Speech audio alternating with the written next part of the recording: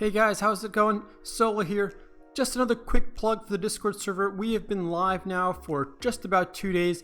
We have a bunch of people in there. We are live chatting pretty much 24/7, especially during market hours, bouncing ideas off one another, helping each other out and how to manage our trades or maybe roll into or roll out of positions.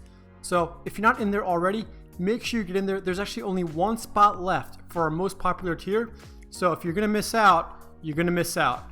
The link is in the description below, so I'll look to see you in there. Guys, I'm exhausted.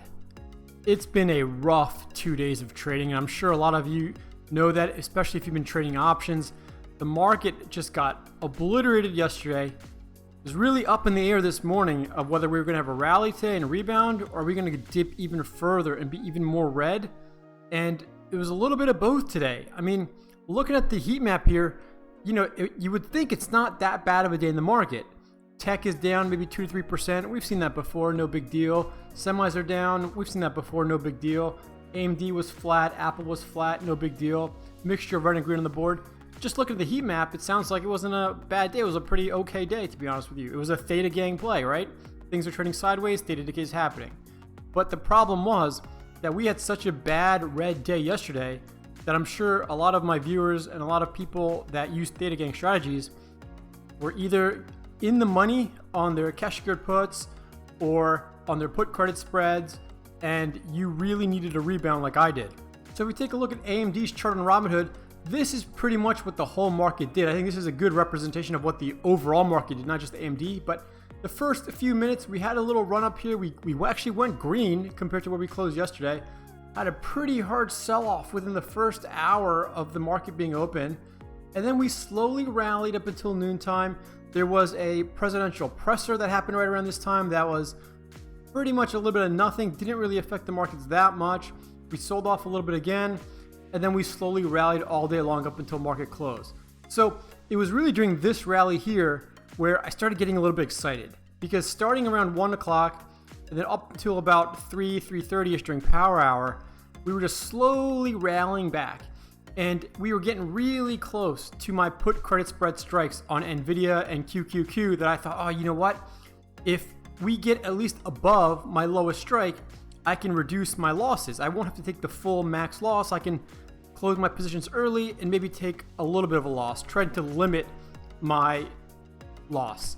And that was my goal today, was not really trying to turn profit out of those spreads because they were so far in the money, but my goal was, how can I minimize my losses? So once I saw this rally all day long, I said, you know what, I'm going to wait as long as I can, because the longer I wait, if we keep going up, the less loss I'm going to take. And I think the theme for me today, and I learned a lot of lessons today, was I was just being too greedy, because I did the same thing earlier in the week where actually my spreads were profitable. If I just closed out the positions and locked in some small gains, I would have been just fine. I wouldn't have to take massive losses. And actually today, I took my worst loss inside of a day, inside of a week, inside of a month. This is my worst trading loss ever, but thankfully I am still net positive for my trading year. So I'm not too bummed about that. I mean, a lot of people ask, what is the risk with Theta Gang strategies? Well, this is the big risk, in that if the market turns against you, or if the ticker you're playing turns against you and it just dips hard, you're basically left bag holding. And you're not really bag holding shares if you're trading options, you're basically bag holding your options. Because once Nvidia, for example, because my put credit spreads were at 515, 520, those were my strikes. Once Nvidia blew past 515, I mean, we were as low as 470 or 469 today, right? We were so far past my strike prices that, there's no way Nvidia was going to rally up to 520 or above. It would have to rally 50 points, which is possible, but it would basically take a miracle. So I knew that was very unlikely to happen. So at that point, I just had to minimize my losses. And, anything below 515, I was already at max loss of $500 because my strikes were $5 worth apart. And so times 100, that's $500. So I needed to get, even if I got a little bit above 515, like let's say I was at 516, 517, then I can start chipping away at my losses and close out my positions for a less of a loss. Unfortunately, I wasn't able to do that, so I did take full max loss on Nvidia. So I'm actually down realized loss of $500 on my Nvidia put spread. The one kind of silver lining is it was a put credit spread, so I don't have any shares of stock that I'm now back holding. That $500 is just gone, and I don't have to think about it anymore. I don't have to worry about it anymore. I don't have to try selling covered calls on shares or worry about back holding these shares for days or weeks or months. So that's the one little silver lining here. So my Nvidia put credit spread did not go as planned. I mean, I opened that when Nvidia was in the 550s before their conference this week. Up until about 2 days ago, Nvidia was as high as I think 575. So I was looking really good on that put credit spread. I was probably around 50% profit. You know, in retrospect, if I had a time machine, I should have closed that thing out to lock in some gains, and then I wouldn't even have this stress of this Nvidia put spread both yesterday and today. So that's my one play. Space or Virgin Galactic was my one kind of shining light today. Yes, the shares did tank, so I am still bag holding my 200 shares of Virgin Galactic that I own at a cost basis of $19, but I was able to open up some covered calls on those shares last Friday, which I sold for $31 a contract. So obviously Virgin Galactic closed below $19 this week, so I was able to collect max profit on those two covered calls. So I got $62 in max profit on my Virgin Galactic shares. So that was actually, of all the tickers I played today, Virgin Galactic gave me no stress all week long because I had covered calls in them. I wanted to get my shares called away, so I wanted it to rally. It didn't, so that means my covered calls I was able to get max profit on. So this one was easy today, and this one was easy all week. But again, you can see the same pattern where we had a big sell-off in the morning, then a slow rally back.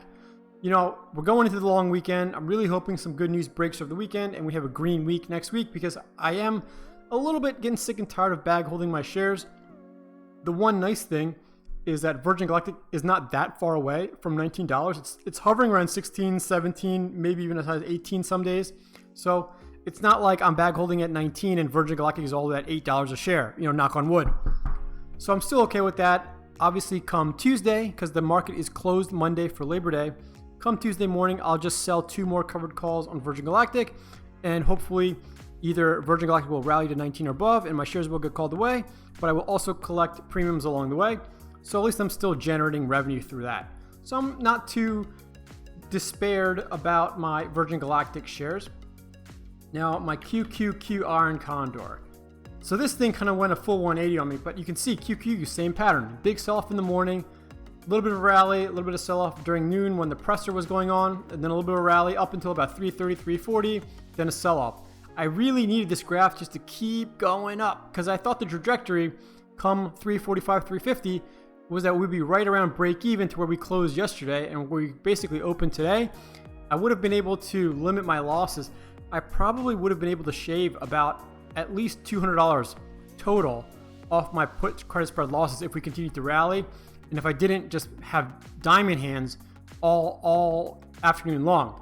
If I had sold out here, I would have been able to secure probably $100 or $200 less in loss compared to what I did secure, unfortunately. But you live and you learn. At the end of this video, I am going to talk about some of the lessons I learned from the past 2 days and maybe some new strategies that I'm going to implement based on those lessons moving forward. So stick around to the end of the video. But so for my QQQs, the call credit spread, actually, I was able to ride to max profit because that was, you know, way out of the money at this point because we had dipped so hard. So I didn't collect that much money, but I was able to collect $19 in max profit on the call credit spread side. Now the put credit spread, similar situation to Nvidia because we blew past my strike prices. My strikes on the QQQ were $285, $290. So again, $5 apart for a max loss of $500. So right now this week, my max loss on just my spreads is a total of $1,000, which basically up until today, I was fully expecting to realize because they were so far past my strikes that I was going to take max loss in both of them. Thankfully, because of this little rally at the end of the day on QQQ, I was able to get filled at a little bit less than my max loss at $500. So I saved about 20 bucks. I got to get filled around $480 or so. So I saved 20 bucks off my max loss. But all in all this week, between my 2 put credit spreads, I actually lost, and this is a realized loss because I have nothing to show for it. I have no shares of any ticker. I lost $980, which is the most I've ever lost in any day any trading week or any whole month total. So just a crazy 2 days in the market. I am truly exhausted because all day long we were in the Discord server, because I know it wasn't just me in a similar position. There were a bunch of us in a similar position. We were all just discussing in real time how we can best manage our trades, how we can limit our losses, how we can maybe open up some hedge plays to kind of get some profits to average out or even out or reduce some of our net losses. So if you're not in the Discord server already, that's where the real value is, because there's a lot of great and smart and friendly people in the Discord server right now. So if you ever need somebody to talk to bounce ideas off of, or maybe, share some technical analysis, you can get that done in real time in our Discord server, as opposed to posting a comment on Reddit or on YouTube where it might take hours or days for someone to respond to you. By that time, the market's already going to be closed and your position's going to be expired. So that's really where the value of our Discord server comes in, because it's really the people and the community in there. It's bar none. I guarantee you that you won't find this community in any other social media platform. I promise you that. But getting back to the trades, so my max loss this week was $980. And you know what? Like I said, I'm still net positive for the year. Those trades are done. I don't want to think about them anymore. It's going to the long weekend. It's time to just shrug them off, relax, and just learn from those mistakes. Now, the last ticker I had playing was AMD. So this one, I believe, made a decent play on, because I had 2 cash secured puts on AMD at the 85 strike. And as you can see, we closed at around $81, $82. We actually were up as high as $83. Similar pattern though, right? Sell off, a little bit of rally, sell off, and then rally to close out the day. So now what I was able to do, because since my cash secured puts were at $85, and obviously we were below 85, I was going to get assigned 200 shares of AMD. I didn't want to do that because, again, I wasn't sure what the market was going to do next week, next Tuesday, Wednesday. And if we are in a prolonged downtrend, I don't want to end up bag holding shares of AMD, because I'm already bag holding shares of Space. So I decided to roll those cash secured puts until next week. So what I was able to do was I closed out my positions for this week that expired today, and then I rolled to the same strike at $85 for next Friday. And as you can see, they were very juicy, $448. So I was actually able to roll my AMD cash secured puts by closing the positions out today and then opening up these positions for next week for a net credit of $150. So, and that's per contract. So I was able to collect $300 in total premium, and now I have 85 strike puts that expire next Friday. So I've bought myself more time for AMD to rally past 85 for another week. And also while doing so, I was able to profit so far. I was able to collect $300 in premium. So I'm really happy about that trade. And that would not have been possible if AMD didn't rally, because you may have been able to roll it for a little bit of a credit, maybe like 10, 15, 20 bucks. But because it rallied so hard in the afternoon and we got really close to my strike at 85, the premium values all went up. So that's why I was able to roll it to 85 for just 1 week away. Because the other thing you could do is roll it 2 weeks out, 3 weeks out, 4 weeks out to collect more premium, or at least to collect a net credit when you roll, as opposed to paying a debit to try and roll. So that was my 4 tickers that I played this week. 2, I would say, sort of worked out for me. 2 definitely did not work out for me. But as I said earlier on in the video, I learned a lot of lessons this week, and especially these past 2 days. And I think the lessons I learned were, number 1, don't get too greedy. Because actually there was a point, especially when I was rolling these AMD calls, where I was looking at the premiums during the afternoon, where I could have actually rolled them for $200 in credit for the 85 strike next week.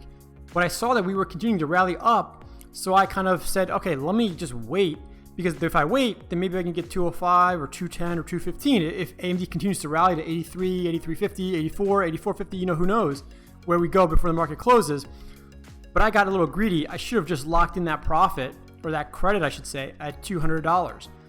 By not doing so, we had this little sell-off between 3:30 to the market close, so that's why the premium went all the way down to $150. So I basically left $50 per contract on the table, or $100 basically. So I think the number 1 lesson I learned was, don't get greedy. Because like I said earlier, my put credit spreads were also profitable in the middle of the week. If I had just taken the profit at like 30, 40, I think almost 50% profit and just closed out the positions, I would have had a much less stressful week. I wouldn't have to think about all these rolls and max losses and limiting my losses and really stressing out all day long. I wouldn't have to deal with that. I would have just locked in small profits and nobody ever went broke taking profit. So I think the number one thing I've learned was don't get greedy. You don't always have to ride things out to max expiration. And the second thing I learned was I think I got a little bit too risky with my plays this week because I had cash secured puts on, I had 2 put credit spreads on, I had 1 call credit spread on. I mean, I think it just got a little bit too crazy because I was managing 4 tickers and I had a total of 8 different options trades on 4 different tickers. So it was just a lot for me to manage, at once, especially if you don't have the opportunity to kind of watch the market 24/7 or at least during market hours every second that it goes by. So I think I'm going to play less tickers going forward just so they're easier to keep an eye on and keep track of. Like I said, I'm going to try and be less greedy. And then I think I'm also, if I do decide to play spreads, the spreads are really what bit me this week. I've done relatively well with cash secured puts and covered calls by just simply running the wheel. So I think I might also kind of get back to basics and just run the wheel strategy with cash secured puts and covered calls. Maybe play a spread a week if I want to. But I think the third thing I'm going to do now is if I do play spreads, I'm going to pick closer strikes so that my max loss is maybe $100 or $250. What really hurt me was I played 2 spreads that were each $500 of max loss, so total of $1,000 this week. And that's basically like a month's worth of gains for me. So that really wiped out a good chunk of my account. But I would say, like I said, I'm still profitable over the whole year. So that's the other thing, is that if I do want to play more riskier spreads or wider spreads, I want to first lock in a good amount of profit so that if I do take a big hit like I took this week, it won't make me negative for the whole year. So I think that's the one key thing, because I think a lot of new traders with maybe smaller accounts will play spreads initially, and they do that because it ties up less buying power. But as you can see, and as I've unfortunately demonstrated this week, there's more risk to that. And so you could easily kind of eliminate or erase a good chunk or all of your account if you're not careful with your spreads. That's why I like starting with the wheel strategy, because in all of options trading, I believe everyone will agree that that's actually the less risky or the least risky strategy you can do. So just to recap, the 3 things I learned this week were: number 1, don't be greedy. Number 2, don't have a ton of different positions open on different tickers so it's easier to manage. And number 3, be a little bit narrower in your strike prices if you do decide to trade spreads. And again, these are lessons for me personally. I'm not saying that this is advice, or I'm not saying this is what you should do or how you should trade. These lessons I think will fit me and my personality and my trading style. But everybody is different. So as long as you're making money, then keep doing what you're doing. So if you have any questions or comments, I know that was a lot. The best thing to do is hop in our Discord server. Like I said, it gets really popping during market hours. And I can't say enough of good things about the people that are in there. We help each other out. Like I said, there's many people that are much smarter than me, so they're helping me out probably more than I'm helping them out. But if you can't do that, leave a comment in the YouTube sections below, and I'll try to get to it as soon as I can. And as always, happy trading.